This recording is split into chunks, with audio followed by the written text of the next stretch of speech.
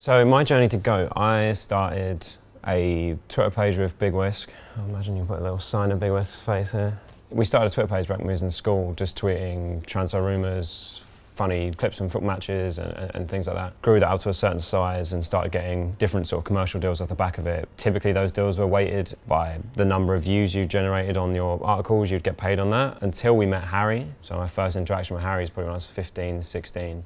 He was paying us to share Sport Lobster at that time, and this wasn't a thing. Me and Big West didn't know what influencers were. I don't think anyone in the space really did. We just knew we could make money off our Twitter page. Eventually we sold that and we took different routes. So we'd gone from the sort of social media side of things to writing articles for a variety of different publishers, and that's sort of the route I continued to go down.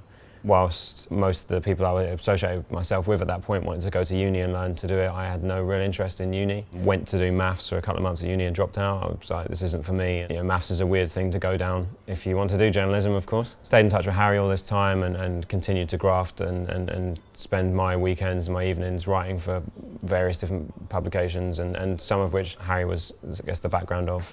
He owned the umbrella company Fresh Press for quite a few different websites at that time. He offered me an internship 2 years ago. There was 10 of us in the office, so 10 GOAT employees in the office at that point. So I guess my luxury was when I started, I was just fresh out of school, no other commitments. All I wanted to do was just graft and put time in, if that meant staying late, if that meant working weekends, of which most of our campaigns are sport focused, so obviously we did work quite a lot of weekend work. Didn't bother me at that point. It's kind of what I had an interest in, and having grown up within that space, it was something I got to grips with quite quickly.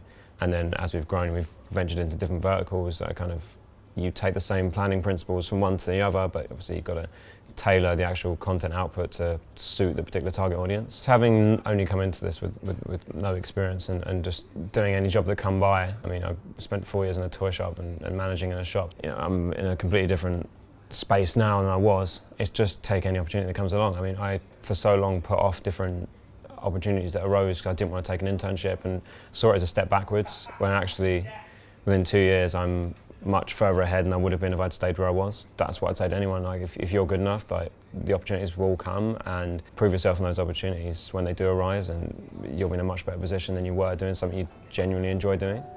Another 2 years in a toy shop or another 2 years doing journalism, I would not have been anywhere near as happy as I am doing what I am today.